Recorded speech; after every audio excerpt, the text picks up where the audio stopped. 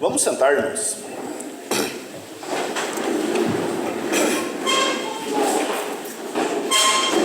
Boa noite a todos. Eu só quero me apresentar antes de iniciar esse ensino, né? Meu nome é Fábio, né? Graças a Deus eu participo aqui do movimento da renovação desde o começo, né? Desde o ano de 1994, quando foi oficializado o grupo de oração.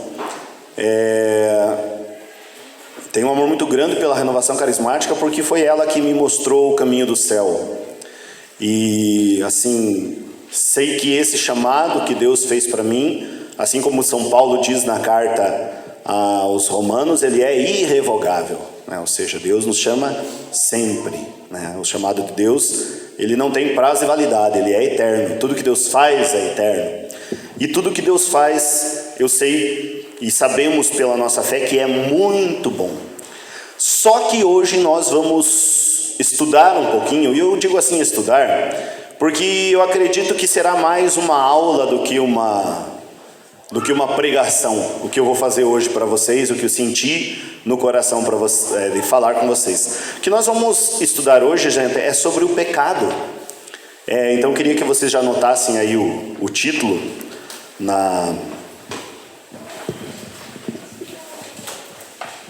anotassem o título aí já no caderno de vocês.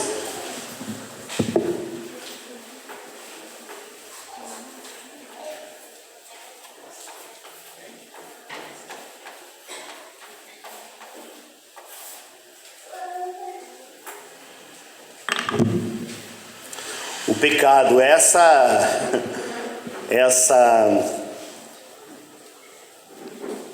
vamos dizer assim, essa prática, né, que tanto ofende a Deus, que tem sido tão diminuída em nossos dias, mas que é uma prática que ofende tanto a Deus. Assim, meus irmãos, na semana passada, aqui no seminário, vocês ouviram falar sobre o amor de Deus. Que Deus é amor, que Deus Ele nos ama de forma incondicional, de um jeito que nós, propriamente, Ele não coloca a condição para nos amar. Nos ama do jeito que somos, embora muitas vezes a gente não se goste. Mas Deus, Ele nos ama do jeito que somos. Ele nos criou desse jeito. Tem tantas pessoas que não se aceitam do jeito que são, né? Mas Deus, Ele nos fez dessa forma. E a gente de vez em quando quer mudar tanta coisa na gente, que se a gente fosse mudar tudo, nós não seríamos nós mesmos, seríamos outro. Mas Deus nos ama profundamente, profundamente. E Deus ama assim toda a humanidade. Tanto que toda a criação de Deus, ela é um extravasamento do amor de Deus. Ou seja, Deus, Ele se derramou plenamente em amor. Deus na criação, né, se nós começarmos a pensar sobre o universo, sobre as coisas criadas por Deus, é tudo muito grande. Se nós pensarmos na terra criada por Deus, as criações de Deus, e tudo isso tem por finalidade o ser humano. Nós somos a última criação de Deus, que está descrito lá no livro do Gênesis, no capítulo 1. A criação do sexto dia. E quando Deus criou o ser humano, o homem e a mulher, Deus, Ele colocou o ser humano, o homem e a mulher, colocou num lugar que a literatura bíblica, ela nos fala que é um jardim, que seria o paraíso, ou o jardim do Éden. Tá? Nesse jardim do Éden, o homem tinha uma intimidade muito grande com o Senhor. Lá no livro do Gênesis, no capítulo 3, que daqui a pouquinho nós vamos pegar, diz assim, que Deus criou o ser humano e colocou ele no jardim, e deu para ele só um mandamento. Qual era o mandamento que Deus tinha dado? Isso, vocês não podem comer dos frutos que estão no centro do jardim, que é o fruto, nos fala o livro do Gênesis no capítulo 2, o fruto do conhecimento do bem e do mal e o fruto da árvore da vida. De todas as outras frutas do jardim vós podereis comer, menos desses dois. Foi o único mandamento que Deus deu para o ser humano. Só que no capítulo 3, pedi para vocês anotarem lá, Gênesis 3, nós vamos pegar do versículo 1 ao versículo... até o versículo 8. Isso.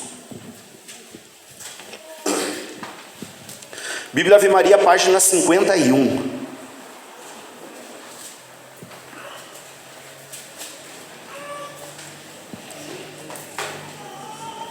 Gênesis 3, do 1 ao 8.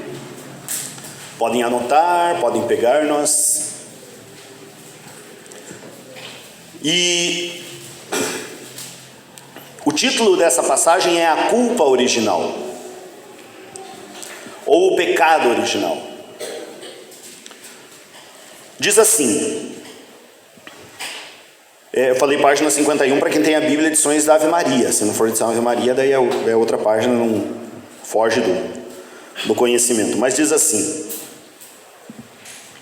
a serpente era o mais astuto de todos os animais dos campos que o Senhor Deus tinha formado. Ela disse à mulher: é verdade que Deus vos proibiu comer do fruto de toda a árvore do jardim? A mulher respondeu-lhe: podemos comer do fruto das árvores do jardim, mas do fruto da árvore que está no meio do jardim, Deus disse: vós não comereis dele, nem o tocareis, para que não morrais. Oh não, tornou a serpente, vós não morrereis, mas Deus bem sabe que no dia em que dele comerdes, vossos olhos se abrirão, e sereis como deuses, conhecedores do bem e do mal. A mulher, vendo que o fruto da árvore era bom para comer, de agradável aspecto e muito apropriado para abrir a inteligência, tomou dele, comeu e apresentou também ao seu marido, que comeu igualmente. Então os seus olhos abriram-se, e vendo que estavam nus, tomaram folhas de figueira, ligaram-nas e fizeram cinturas para si. Eis que ouviram o barulho dos passos do Senhor Deus que passeava no jardim, à hora da brisa da tarde. O homem e sua mulher esconderam-se da face do Senhor Deus, no meio das árvores do jardim. Palavra do Senhor. Então essa história que nos traz, gente, sobre a questão do pecado original, ela nos dá bastante a entender como é a ação demoníaca, como é a ação diabólica. Primeira coisa que a gente tem que entender e conhecer de forma bem correta. Eu sempre recomendo, gente, a leitura desse livro aqui. Se chama Catecismo da Igreja Católica. Quem conhece ele? Quem tem ele? Quem lê ele? Tem que ler ele, gente. Esse livro aqui, gente, lê-lo e estudá-lo. Estou falando como testemunho, não como para me vangloriar, não, porque tudo que de bom que em mim aparece vem de Deus, e tudo que de ruim que em mim aparece vem de mim mesmo, tá? Então, Jesus disse: sem mim nada podeis fazer. Assim, gente, eu já fiz a leitura inteira da Bíblia e a leitura inteira do Catecismo, tá? O estudo. Os dois são ótimos, excelentes. Mas aqui, por que o Catecismo é muito bom? Porque ele explica a palavra de Deus. Ele explica a doutrina. Ele tem 4 pilares do Catecismo, que é o creio, os sacramentos, né? A celebração litúrgica, os sacramentos, a moral cristã, os 10 mandamentos, e aí a oração cristã no final, com base no Pai Nosso. Dividido. Papa João Paulo II, quando ele faz a introdução do catecismo, aqui no começo, ele vai dizer assim que, porque foi feito durante o pontificado de João Paulo II, ele vai dizer que aqui está uma base segura para o ensino, tá? Então aqui está. Então o catecismo, ele é fundamental, né? E até porque, meus irmãos, a nossa fé católica ela está estruturada em 3 alicerces, que são as Sagradas Escrituras, que é um deles, em igualdade com o Sagrado Magistério, o que nos ensinam os Santos Padres, e aqui tem o ensinamento dos bispos, dos papas, entram as encíclicas, documento escrito dos santos, tá? É uma gama muito grande de documento que tem, e também a Sagrada Tradição, tá? Porque a gente tem que entender uma coisa: antes de existir a Bíblia, existiu a tradição da igreja, tá? A Bíblia não caiu do céu pronta com o zíper de tudo, que nem os protestantes pensam, né? Ela é diferente. Ela foi a própria igreja, a própria igreja católica, os nossos bispos lá da igreja antiga, que escolheram os livros que estão aqui. Okay? Então eles disseram: isso é do cânone sagrado. Quem escolheu os livros foi o magistério, o mesmo magistério que escreveu isso aqui, sabe? Então, se nós ficarmos só com a questão de sola escritura, que nem os protestantes pensam, a gente tem que tomar um determinado cuidado, porque nem tudo está na Bíblia, tá? Não é tudo que está na Bíblia. A Bíblia é um dos pilares da nossa fé, mas nem tudo está citado na Bíblia, tá? E não se escandalizem com isso, irmãos, né? Isso é normal, a gente tem que falar isso porque é assunto de catequese mesmo. Mas assim, gente, olha, veja, então quando vai ter, no caso, eu vou usar um pouquinho do catecismo aqui, mas quando aparece essa imagem que nos traz da culpa original, ela é uma imagem que aparece para nós de uma forma muito edificante, muito o ensinamento correto ali de Deus. Então, estava o homem e a mulher no jardim. A serpente, né, o mais astuto de todos os animais, aqui a gente sabe quem é essa serpente, né? São João fala lá no livro do Apocalipse, no capítulo 12, versículo 3, a antiga serpente, o demônio, Satanás, quando está falando do dragão. Então essa serpente aqui é o demônio, é Satanás, que chegou para Eva. E assim, na demonologia, a gente tem que entender também uma outra coisa, que existem muitos demônios. Nós não sabemos o número, tá? Mas existem muitos. Por quê? Porque lá no livro do Apocalipse, capítulo 12, diz que o dragão, ele varreu do céu 1/3 das estrelas que caíram. Essas estrelas simbolizavam os anjos. Então 1/3 dos anjos que Deus criou foram enganados por Satanás. Então existem muitos demônios. Não é todo diabo que é chamado de Satanás. Satanás é o chefão principal. É o número 1 da hierarquia demoníaca. O número 2 é Lúcifer. São demônios diferentes, não é o mesmo, tá? E tem tantos outros aí. Mas tá. Então quando aparece aqui, que diz, aqui é Satanás que aparece na forma da serpente e diz para a mulher, lembra o que Jesus diz lá no Evangelho de João, capítulo 8? Jesus diz: o demônio é o pai da mentira. Então quando o demônio chega para a mulher, o que ele chega falando para a mulher? É verdade que Deus vos proibiu de comer de todos os frutos da árvore do jardim? Ele chegou mentindo. E Eva, que estava ali em estado de justiça original, ou seja, que era um ser, gente, Adão e Eva eram seres plenamente organizados em todas as suas funções, nas suas funções mentais, nas suas funções corporais. Eles eram organizados. O que desorganizou o ser humano foi o pecado. Então o demônio chega a falar isso e Eva diz assim: não, Deus não nos proibiu, nós podemos comer de todos os frutos, mas a gente não pode comer do fruto que está lá no meio do jardim. E aí o que o demônio faz? O demônio começa a agir da sua forma, né? Através da mentira. Aliás, irmãos, a mentira, ela é a grande arma do diabo. A mentira é a grande arma do diabo. Quando nós falamos em batalha espiritual não é uma batalha de espadas, porque anjos não têm corpos, eles são puro espírito. Quando nós falamos de batalha espiritual, nós estamos falando da batalha pela verdade. É por isso que quando os demônios começam, antes ainda disso aqui, né, que a sagrada tradição nos mostra, e João viu isso também, que está lá em Apocalipse 12,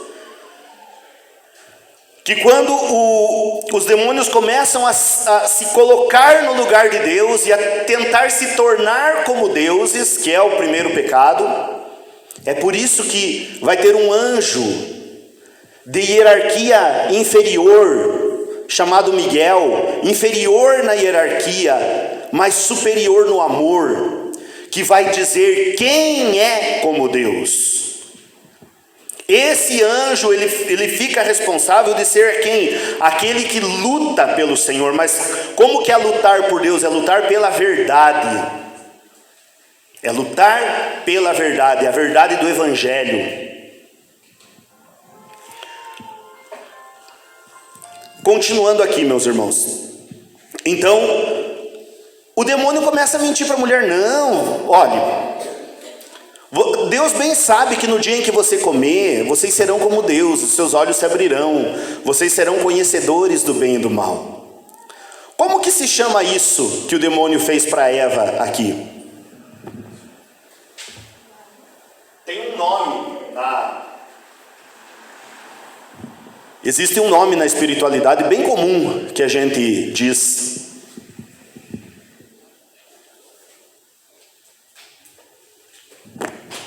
Isso aqui é a tentação, ok? A tentação, ela não é pecado, ok? Primeira coisa que a gente tem que ver, então o que é a tentação? A tentação é uma oferta de pecado.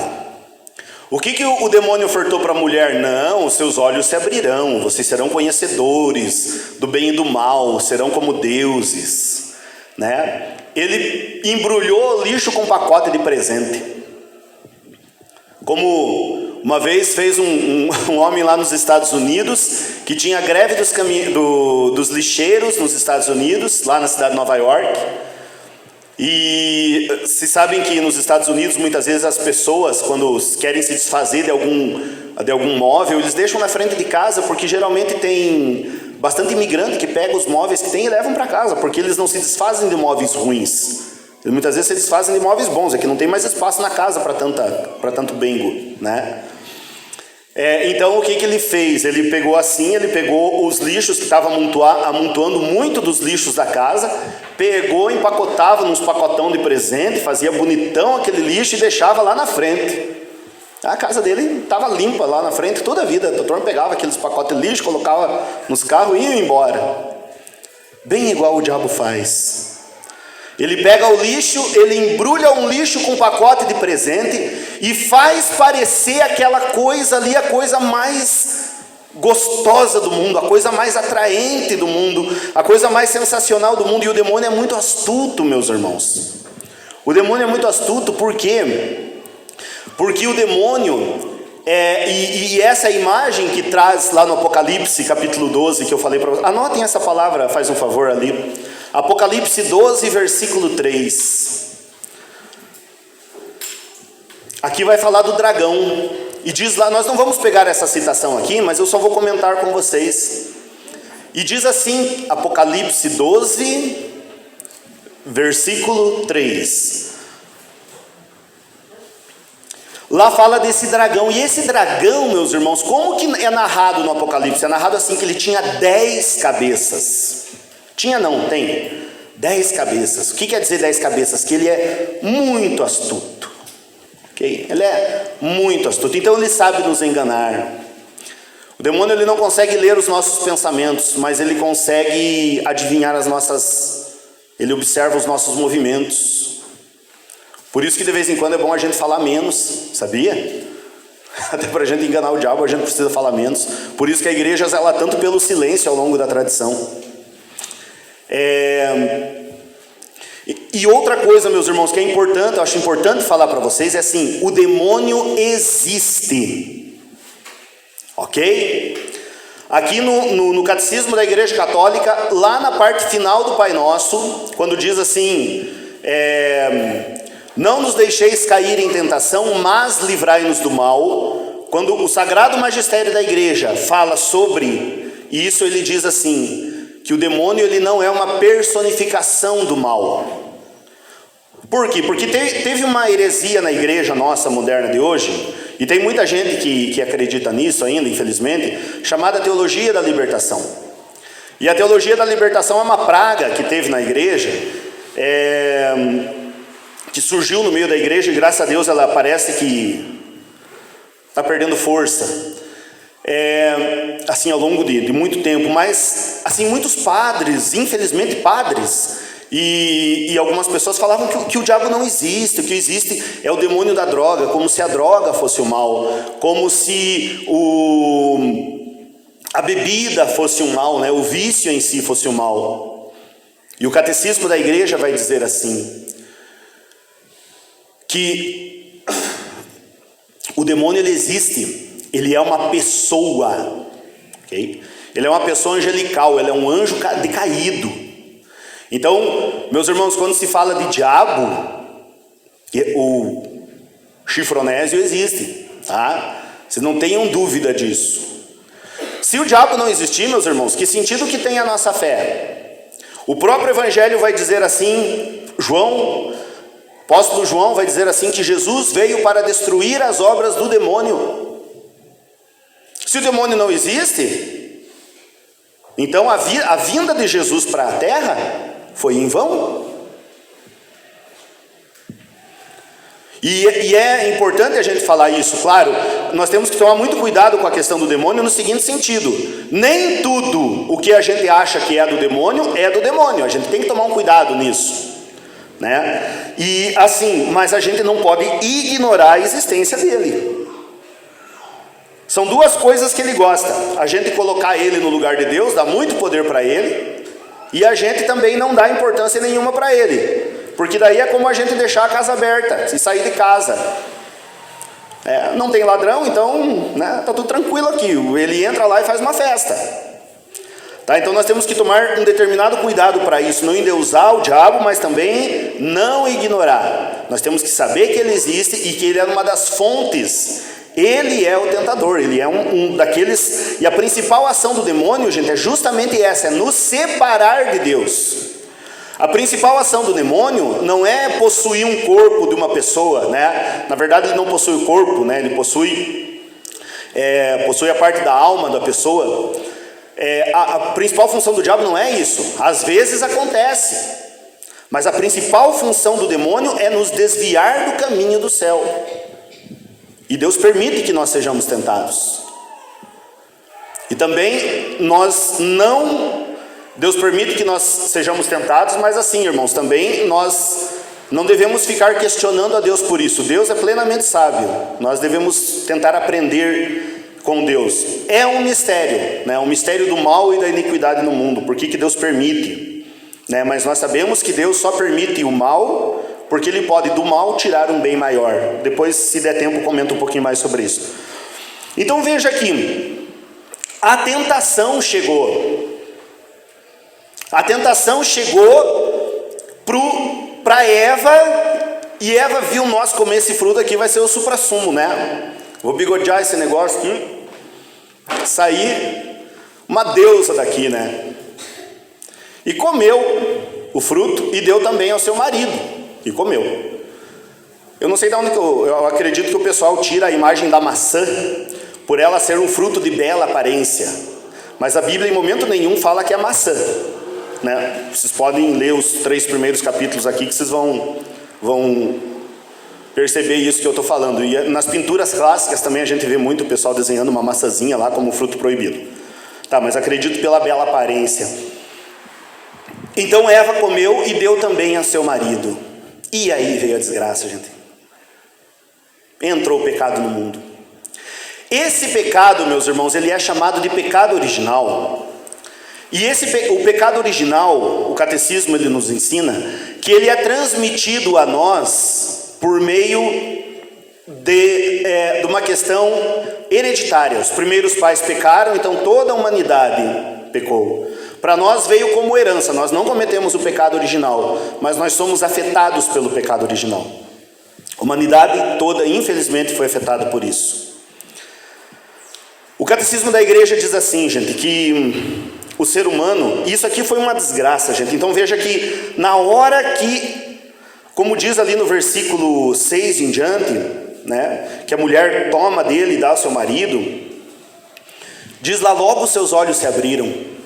Eles perceberam que estavam peladão, né, que estavam nus. Fizeram um cinto de folha lá, colocaram. E quando escutaram Deus que estava passeando no jardim, gente, olha a intimidade que eles tinham com Deus. Que inveja disso. Escutaram os passos do Senhor que caminhava à brisa da tarde. E quando eles escutaram que Deus estava vindo, o que é? Lá para o meio da moita, né? Se esconderam da face do Senhor. Uma consequência do pecado é isso, gente. A gente se esconde de Deus. A gente pula fora. A gente até escuta Deus, mas a gente tem vergonha. A gente, atrás do mato, desculpe falar assim, a gente não consegue ver a Deus perfeitamente. Então o pecado original, gente, ele trouxe para a humanidade uma série de desgraças. A principal delas, a morte, o sofrimento.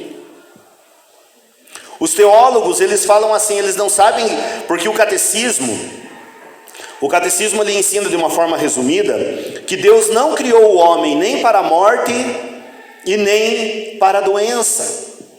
Deus não criou para isso. Mas foi por causa do pecado original que essas pragas entraram no mundo. Os teólogos comentam assim, será que Deus realmente não tinha criado a morte? Talvez no momento da morte, a pessoa não ter dor.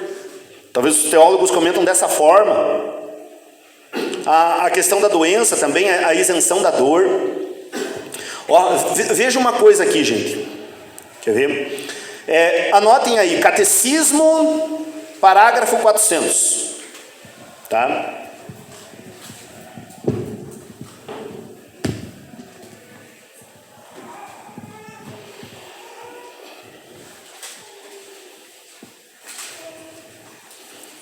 Catecismo, parágrafo 400.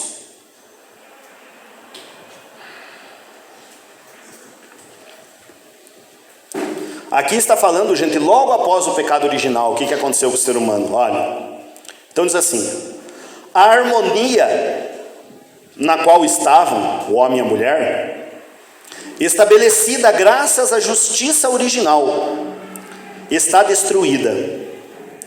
O domínio das faculdades espirituais da alma sobre o corpo é rompido, ou seja, a alma dominava o corpo. A inteligência, porque alma basicamente é inteligência e vontade, a inteligência e vontade dominavam o corpo. Isso se rompeu. Por isso que nós temos hoje muitas pessoas que são, nesse sentido, pessoas que não têm domínio muitas vezes sobre os instintos. Não tem domínio sobre o instinto sexual, não tem domínio sobre o instinto de sobrevivência e alimentação, não tem domínio sobre o olhar, não tem domínio sobre as coisas que faz no dia a dia, pega o celular lá, em vez de ver as notícias, fica 3 horas em cima do celular. Tudo isso, olha, então a pessoa ela perde o domínio da alma sobre o corpo. Isso entra por meio do pecado.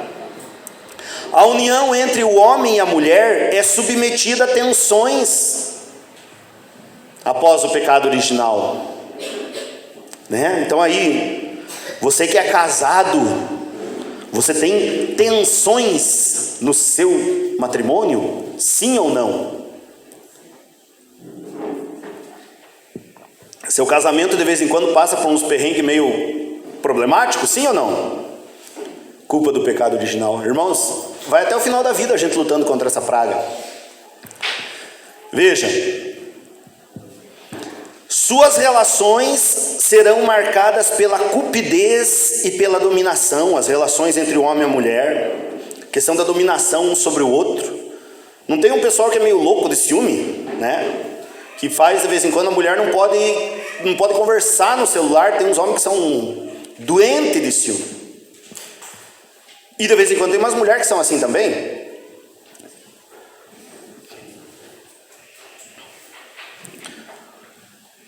Eu lembro de hoje tem muito vídeo, né, na internet. Eu lembro de uma vez uma mulher que estava braba com um homem falando assim: me diga, quem é essa tal de almocinética que você foi trocar, né? A almocinética é uma peça que tem no carro, né? Então, mas ela estava brava com o homem com a almocinética, né? Então assim, gente, de vez em quando o pessoal pega uns nomes ali, sabe? Inventa um bicho, né? A harmonia com a criação está rompida por causa do pecado. A criação visível tornou-se para o homem estranha e hostil. Ou seja, harmonia com a criação, com os animais, com a natureza. A questão essa busca desenfreada pelo enriquecimento que nós vemos hoje na nossa sociedade. Por causa do homem, a criação está submetida à servidão da corrupção. Finalmente vai realizar-se a consequência explicitamente anunciada para o caso da desobediência. O homem voltará ao pó do qual é formado. A morte entra na história da humanidade. É aquilo que diz São Paulo aos Romanos: o salário do pecado é a morte. Então, irmãos, Deus não criou esse mundo para ter sofrimento. O sofrimento entrou por meio do abuso da nossa liberdade, que é o pecado. Mas aqui eu falava para vocês, tentação e pecado é diferente. O que é pecado? É eu ceder à tentação. Eu tenho uma oferta de pecado e eu a obedeço. Se eu recebo uma oferta de pecado e eu não a obedeço, eu não estou cometendo pecado. Eu sou apaixonado por São Francisco de Assis, gente. Tanto que o nome do meu filho mais velho é Francisco, por causa de São Francisco de Assis. São Francisco de Assis, uma vez, ele estava já monge, porque o São Francisco de Assis não era padre. Ele era um irmão religioso. Se achava indigno de receber o sacramento da ordem e ser sacerdote. São Francisco, ele estava andando lá na Itália, e lá na Itália os invernos são muito frios. Ele estava andando com os outros irmãos, e ele pega uma criança e entrega para a mãe da criança, e ele olha para a mulher da criança com esse, não sei se foi tentação, porque eu já vou falar para vocês que ou foi uma concupiscência, né? O desejo.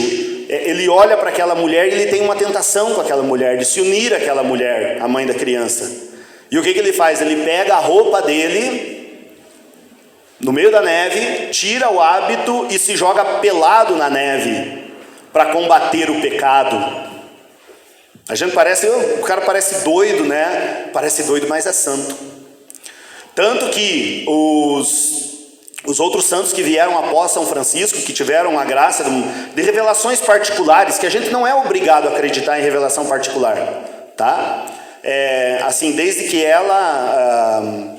a igreja faz assim, a igreja, quando ela canoniza um santo, não quer dizer que a igreja, ela também aprova tudo aquilo que aquele santo fez, sabe? É diferente um pouquinho, tá? A igreja não faz assim. Ou seja, você pode ler aquelas coisas, mas assim, não é propriamente um dogma de fé, tá? Nesse sentido. Então, os santos que tiveram depois revelações particulares sobre São Francisco dizem que quando ele entrou no céu, ele foi confundido com o próprio Cristo, de tão grande que era a santidade de Francisco. E então veja, São Francisco, ele recebeu a tentação ou a concupiscência e ele não a obedeceu. Ele não a obedeceu. Sobre concupiscência, gente, eu quero convidar vocês a pegarem lá, primeira carta de São João, ok?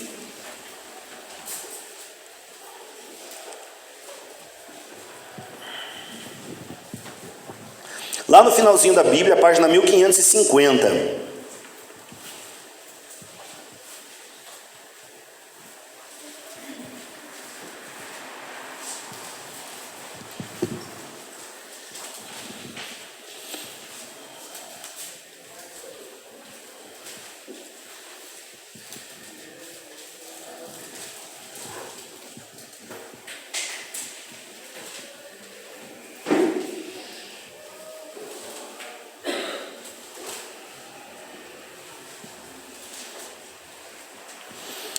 1550. Então vamos pegar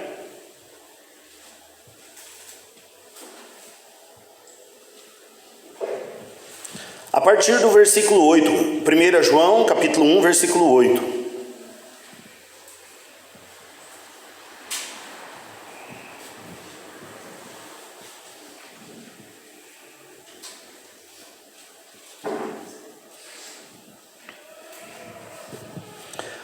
Diz assim, 1 João 1, do 8 ao 10, diz assim: se dizemos que não temos pecado, enganamo-nos a nós mesmos, e a verdade não está em nós. Se reconhecemos os nossos pecados, Deus aí está, fiel e justo, para nos perdoar os pecados e para nos purificar de toda iniquidade. Se pensamos não ter pecado, nós o declaramos mentiroso, e a sua palavra não está em nós. Agora vamos pegar ali do ladinho, tá? Primeiro, 1 João 2, versículo 15 ao 17. Tá? Essas duas citações eu quero pegar aqui da primeira carta. Tem mais uma lá no capítulo 5, mas por enquanto essas duas. Diz assim: não ameis o mundo, nem as coisas do mundo. Se alguém ama o mundo, não está nele o amor do Pai. Porque tudo que há no mundo, a concupiscência da carne, a concupiscência dos olhos e a soberba da vida, não procede do Pai, mas do mundo, tá? O mundo passa com as suas concupiscências, mas quem cumpre a vontade de Deus permanece eternamente. Então, primeira coisa, gente, todos nós temos pecado, tá? Todos nós cometemos, nós caímos, temos o pecado original. Cometemos pecado, né? E São João é claro aqui, aquele que diz não ter pecado é um mentiroso, a verdade não está nele. E ali ele fala da questão da concupiscência. O que é a concupiscência? A concupiscência é o desejo que entrou em nós, o desejo desordenado. O desejo da carne, o desejo dos olhos e a soberba da vida. Ou seja, a questão do orgulho. Então, quando se fala da questão do desejo da carne, gente, é basicamente tudo aquilo que é relacionado a nós no sentido carnal. Muitas vezes nós sofremos uma tentação, não uma tentação, mas nós temos vontade de pecar, não por uma tentação, mas porque nós já estamos inclinados para isso, entenderam? Então nem sempre é o demônio que tenta, de vez em quando é a nossa própria vontade, a nossa vontade desordenada, a nossa vontade não santificada, que muitas vezes nos leva ao erro. Eu vou falar aqui um pouquinho, gente, sobre a questão do pecado da sexualidade. Por quê? Pelo seguinte, gente, porque os anjos caíram por orgulho. Os anjos foram expulsos do céu pelo orgulho. E Santo Agostinho já dizia que a maior parte dos homens e mulheres são precipitadas no inferno por causa dos pecados contra a sexualidade, contra a pureza. Basta ver o mundo de hoje. As pessoas, elas querem mudar o nome do pecado. Vocês já perceberam isso? Né? O que importa é o amor. Né? Eu vou deixar a minha esposa para casar com aquela dona lá. Eu casei na igreja, eu abandono a minha esposa porque o que importa é o amor. Não é isso que o evangelho do diabo fala todo dia nessas novelas da Globo? E não se espanta de eu falar assim, porque aquilo lá não dá para dizer evangelho, porque evangelho é boa nova, né? Mas o que o mundo ensina, né? Daí tem cantor que vem cantar e diz assim: amar não é pecado. Amar não é pecado, nunca vai ser pecado, mas depende do que você entende por amor. O maior sinônimo que existe para a palavra amar, gente, sabe qual é?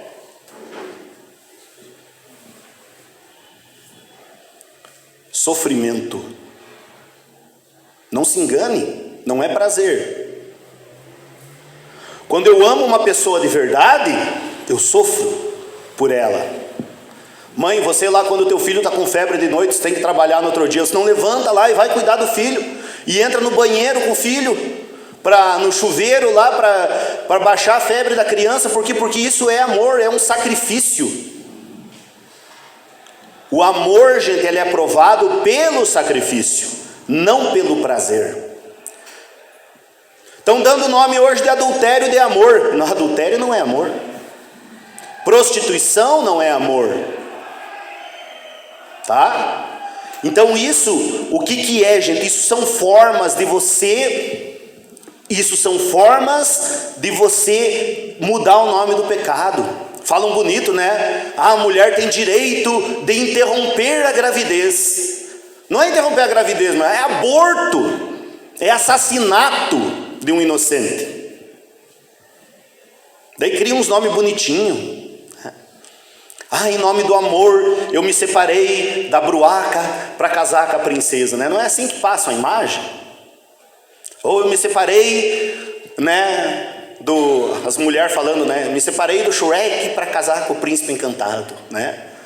E vai mais ou menos por aí. Ou seja, meu irmão, sinônimo de amor é sacrifício, não é prazer. Só que nós hoje estamos com uma mentalidade tão doente, a nossa sociedade está com uma mentalidade tão doente, que nós não queremos mais saber de nada, né? Tá, vamos assim, gente, outra coisa. Então, o Catecismo da Igreja Católica, gente, lá no parágrafo 418, vou pedir para vocês anotarem aí. Catecismo 418.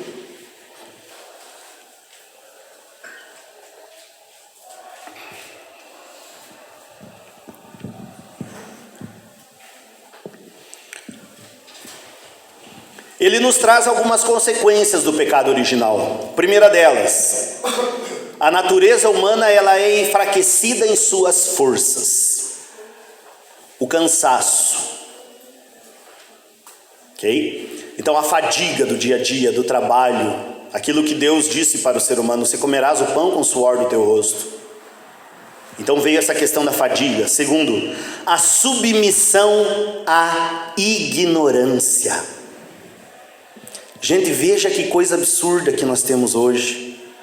Quantos doutores, gente, em faculdade com PhD. PhD é o nível mais alto que tem de estudo, é pós-doutorado, né? Você faz a faculdade, você pode se tornar um especialista, tendo uma especialização, você pode fazer um mestrado, você recebe o título de mestre, você faz o doutorado, né? A pessoa se torna doutor. Só deixa eu fazer uma observação, a maioria dos médicos e advogados e dentistas não tem título de doutorado, eles são graduados, é mais embaixo, mas tá, isso não importa muito agora. Eles têm o doutorado e aí tem o pós-doutorado, que o nosso Papa Emérito Bento XVI tem só 7 pós-doutorado. Maior teólogo vivo, gente, uma bênção de Deus, um homem abençoado. Mas a submissão à ignorância, nós vemos homens, gente de um grau de instrução tão grande, e que diz que Deus não existe. É submissão à ignorância. Ele pesa demais um lado da balança, mas não consegue colocar o outro. Mas assim, irmãos, só tomem cuidado com uma coisa, porque, se não me engano, foi Louis Pasteur, que foi um grande cientista. Louis Pasteur, ele dizia assim que pouca ciência afasta de Deus, mas muita ciência aproxima de Deus. Por quê? Porque muita ciência, a pessoa ela vai descobrindo a verdade, e quando ela vai descobrindo a verdade, ela vai descobrindo uma própria obra de Deus. Então assim, nós temos que ter um determinado cuidado com a questão da ciência, sim, mas não temos que ter medo, ok? Não precisamos ter medo da ciência, uma ciência verdadeira, uma ciência séria, não uma ciência tendenciosa, tá?